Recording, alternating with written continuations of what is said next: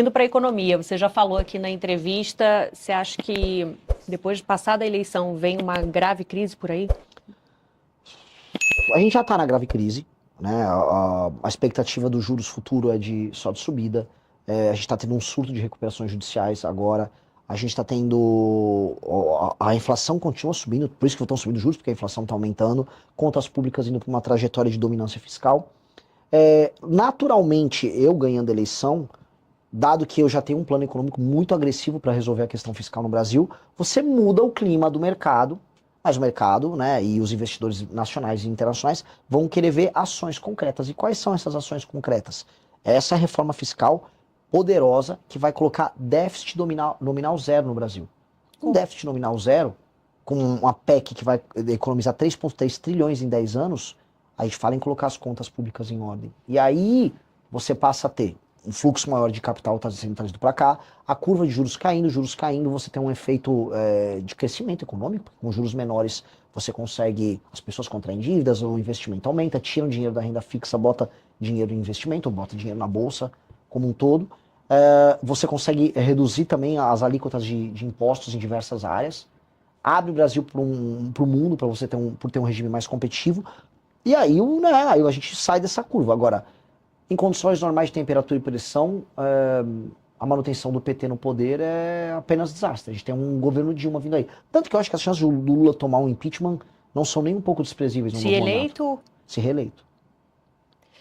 você falou de reformas, além reforma da Previdência, reforma também de benefícios sociais, tudo teria que Tudo. entrar no pacote. Tudo. Bolsa Família. Também. Passar pente fino no Bolsa Família. E eu tenho uma política do Bolsa Família para municípios não sustentáveis. Eu vou fazer frentes de trabalho nesses lugares. Frentes de trabalho urgentes. Eu vou dar um exemplo, cara. Eu fiz um trabalho social, foi desenvolvido pelo MBL, que chama Leve Postos. Eu fui numa cidade com baixíssima atividade produtiva, juntamos uma comunidade, com base no investimento próprio que a gente fez com doações da molecada nossa. A gente terraplanou, fez um poço, extraiu água de lá e começou a plantar. Tá plantando agora coentro, plantando cheiro verde, porque nasce rápido e você consegue vender rápido. A gente já arrumou os clientes e aquela comunidade começa a se tornar autossustentável só produzindo na terra ao redor dela.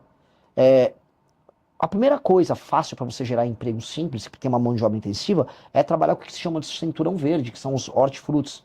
Produto tomate, cebolinha, alface, couve, coentro, jiló. Nós temos que fazer essas frentes junto com o agro e frentes envolvendo infraestrutura em municípios que estão tomados por Bolsa Família. Urgente. Nós temos que recuperar a autoestima dessas pessoas e a cultura de trabalho delas que está sendo abandonada. Hoje, um menino ou uma menina, no interior do Ceará, a perspectiva dele é receber um benefício e talvez arrumar um bico. Mas você acha que essas pessoas, os beneficiados, também têm a mesma vontade? Vão ter. Se não tiver, vou fazer ter. É o seguinte, se você não aceitar trabalhar da frente de trabalho, você não vai receber o seu benefício. Você vai condicionar? Lógico. Porque hoje é algo contrário até, né? Lógico. Se você tiver renda, você não recebe. Assim, onde há emprego e a possibilidade de emprego, porque eu tô falando agora de lugares que não há emprego. Eu tô sendo, como é que eu posso colocar? A gente tem que ser muito humano para entender. No interiorzão do Nordeste, não tem atividade econômica. Não existe. Você sai de uma cidade para outra no Rio Grande do Norte, não tem caminhão passando. O que quer dizer isso? Não tem atividade econômica, não tem circulação de mercadoria. Você chega numa quarta-feira à tarde, numa cidadezinha de 3 mil habitantes no Rio Grande do Norte, tá um sujeito da minha idade parado numa cadeira, assim, na frente da casa dele, assim, ó, olhando pro vento. Isso não é vida. Então, há o lance, assim, o cara recebeu o Bolsa Família e não quer trabalhar. Muitos casos assim, agro e comércio se ressentem demais. Dito isso, também tem a ausência de atividade econômica. Então, nós temos que começar a apertar essas cidades a terem atividade econômica. O governo, e assim, a infraestrutura e o cinturão verde são dois caminhos muito rápidos para você já inserir essas pessoas no mundo do trabalho. E assim, eu estou te dando uma alternativa. Não quer trabalhar, não vai receber Bolsa Família. Não vai. Agora, tem lugares que não conseguir chegar lá, continua lá com o Bolsa Família e vamos resolver de outra maneira. Então, indo para a questão fiscal, vai ter que passar pente fino em benefícios sociais. O BPC tem um monte de fraude. Um monte de fraude. E o BPC, o valor é muito maior do que o Bolsa Família. E ainda é corrigido de acordo com o salário mínimo. É um monte de fraude. Arrumei uma briga enorme aí, continuarei arrumando a briga. A máfia do laudo falso do autismo. Se eu quisesse pegar um lado falando que eu sou autista, eu conseguia. Eu já sou meio hiperfocado e tal. Hoje você tem laudo falso, eu tô falando. Para conseguir benefício? Lógico. Hoje, com a lei Berenice-Piana, lá de 2012, foi equiparado a outras deficiências o autismo. Então, uma pessoa que é deficiente, por exemplo, a pessoa perdeu uma perna, perdeu os movimentos, ela não paga imposto na hora de comprar um carro. Faz sentido, aquela pessoa, né, é todo um esforço que ela tem para ter aquele carro. Aí um autista, nível 1, que consegue um laudo malandro e não paga imposto para comprar. Pô, isso é injusto. Com todo mundo na cadeia. A começar pela pessoa que tem uma deficiência e fica na fila para conseguir o benefício que ela merece, porque uma pessoa, conseguiu um laudo do autismo, aí põe aquele colarzinho, fica se fingindo de deficiente para obter benefício. Não tô falando que todo autista faz isso. Tem pessoas que são autistas que eventualmente precisam do benefício. Agora, tem milhares e milhares de malandros que estão pegando o benefício. Sem estabelecer critérios ou gravidade. Vou passar o pente fino. Assim, se a pessoa ela não está inviabilizada, no sentido que ela precisa de suporte de outras pessoas para poder fazer as suas atividades básicas, ela não vai receber benefício. Não vai. Eu sou meio tímido. Tem uns influenciadores, eu juro pra você, eu dá raiva. Porque tem uns influenciadores, assim, famosos. Tem um menino, o Yuji, um japonesinho.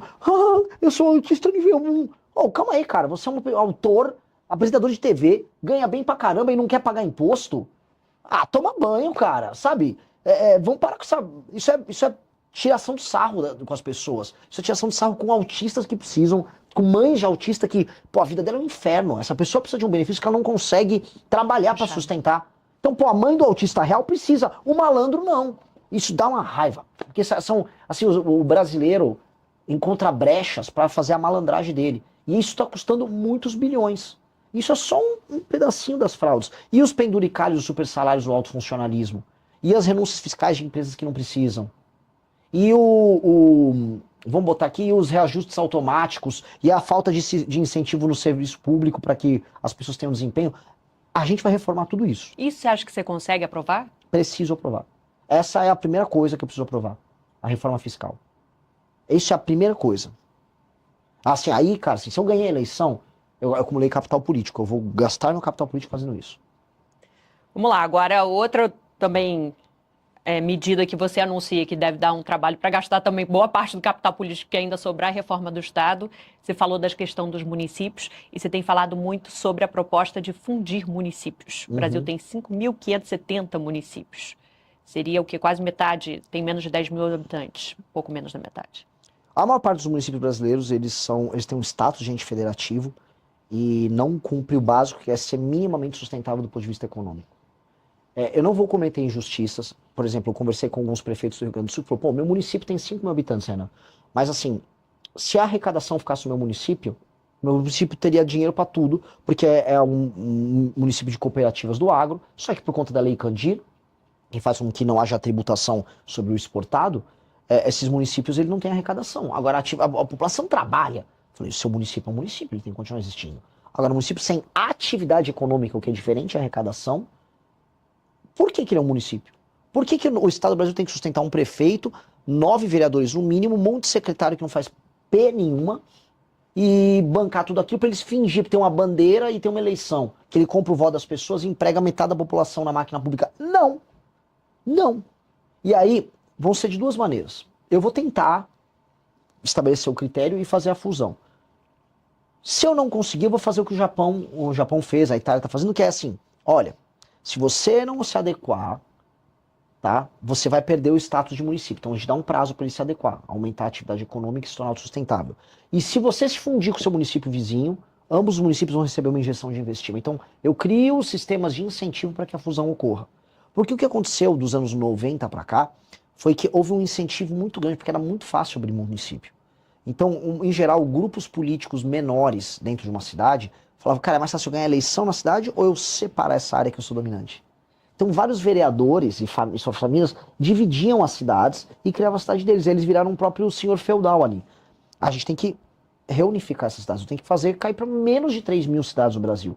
Isso vai ter um efeito administrativo colossal. Melhoria nos serviços públicos. Isso vem acompanhado da grande revolução política que vai fazer, se tudo der certo, ser lembrado nos livros de história como o maior presidente que o Brasil já teve, que é a Lei de Responsabilidade Gerencial, que é estabelecer indicadores de desempenho para os municípios e depois para os governos estaduais.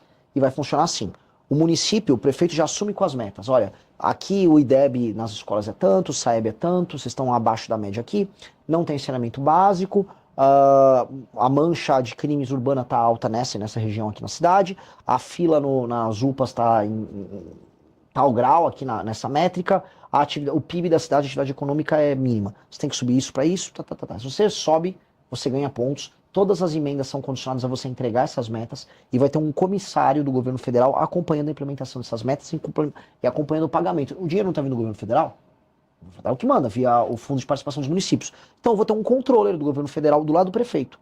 Se ele não estiver gastando direito, a gente interfere na gestão pública daquele município. Se o prefeito não entregar o básico dos indicadores, ele perde direitos políticos e não concorre por 8 anos. Agora, e se ele entregar?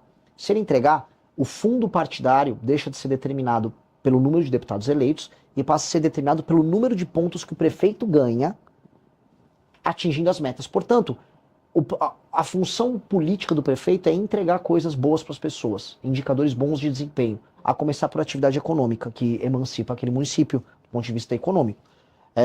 Aí não vai ser popularidade, porque o prefeito ele vive de comprar a voz das pessoas e de fazer um show do Wesley Safadão ou dessas outras porcarias que as pessoas gostam pra ganhar voto da população. É isso que os caras fazem. O circuito de shows que tem nos municípios pequenos. Agora no Nordeste começou o São João.